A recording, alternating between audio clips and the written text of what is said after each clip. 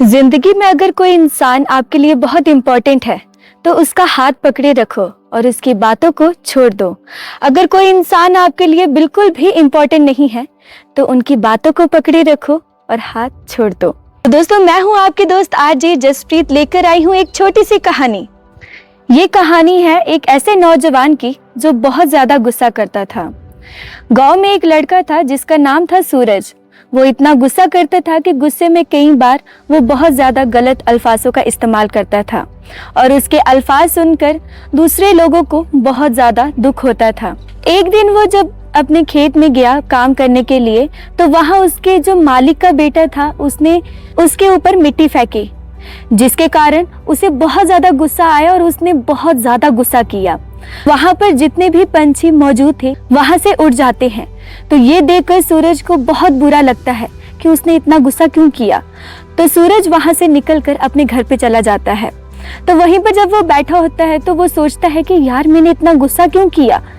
आखिर मेरे गुस्से से वहाँ पर जितनी भी चिड़ियाँ थी वो भी उड़ गई। तो उसकी वाइफ उसके पास आकर बैठती है। तो वो कहती है कि तुम्हें क्या हुआ, तुम आज इतने परेशान क्यों हो। तो वो अपनी वाइफ से कहता है कि यार, आज मुझे इतना गुस्सा आया कि मैंने इतना गुस्सा किया कि वहाँ से जितनी भी चिड़िया थी वो सब भागी और लोग भी मुझसे डर गए कि ये लड़का इतना गुस्सा क्यों करता है। और गांव के कई लोग तो मुझे कहते हैं यार, इसका नाम सूरज है और ये सूरज की तरह हमेशा गर्म रहता है। तो आखिर मैं इतना गुस्सा क्यों करता हूँ। तो उसकी बीवी उसको कहने लगती है कि हमारे गाँव में एक महात्मा जी आए हैं, तो तुम एक काम करो, उनसे एक बार जाके मिल लाओ। तो सूरज कहने लगता है, अरे यार, मैं उनसे मिलके क्या करूँगा, उन्होंने तो जिंदगी में कभी गुस्सा किया ही नहीं होगा।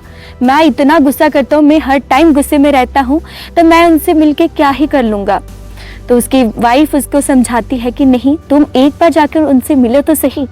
तो वाइफ के इतना कहने के बाद सूरज अगले दिन उन महात्मा जी से मिलने के लिए जाता है। तो जब वो उनके पास जाता है तो सबसे पहले वो उन्हें प्रणाम करता है।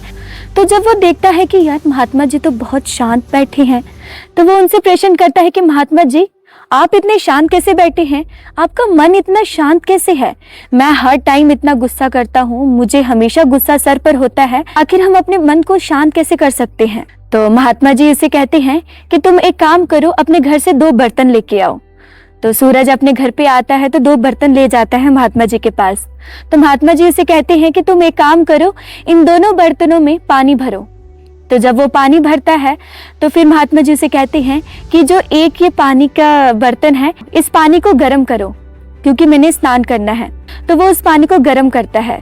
तो महात्मा जी जब पानी वो गर्म हो जाता है तो महात्मा जी सूरज को कहते हैं कि तुम आगे आओ। तो महात्मा जी क्या करते हैं कि सूरज को उस पानी के बिल्कुल करीब ले जाते हैं।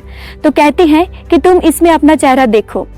तो सूरज कहता है, महात्मा जी, मैं अपना चेहरा कैसे देखूं, ये तो पानी की लपटें आ रही है इस पे, तो ये मुझे बहुत ज्यादा गर्म लग रहा है, तो मैं इसमें अपना चेहरा नहीं देख पा रहा हूँ। तो महात्मा जी कहते हैं कि मैं तुम्हें तो यही समझाने की कोशिश कर रहा हूँ, जब तुम्हें इतना ज्यादा गुस्सा आएगा तो तुम्हें शांति कैसे दिखेगी। तो सूरज समझता है तो बोलता है कि महात्मा जी, मैं तो समझ गया, लेकिन अब मैं अपने गुस्से को कैसे शांत करूं। तो महात्मा जी क्या करते हैं कि पास से मिट्टी उठाते हैं और उस पानी में डाल देते हैं। और सूरज बोलता है कि महात्मा जी, ये आपने क्या किया, पानी तो सारा आपने गंदा कर दिया। तो महात्मा जी कहते हैं, सब्र, मैं बताता हूँ। उस पानी में जो मिट्टी थी वो नीचे बैठ जाती है और पानी जो ऊपर है वो बिल्कुल साफ होता है। तो महात्मा जी सूरज को कहते हैं, अब तुम समझी मैं तुम्हें क्या बताना चाहता हूँ। तो सूरज कहता है, हाँ, मैं समझ गया, आप यही समझाना चाहते हैं कि हमें रिएक्ट नहीं करना है बल्कि पेशेंस बनाए रखना है। तो सूरज महात्मा जी का शुक्रिया अदा कर कर वहाँ से निकल जाता है। जब वो घर पर आता है तो उसे एहसास होता है कि गुस्से में अक्सर हम गलत फैसले ले लेते हैं।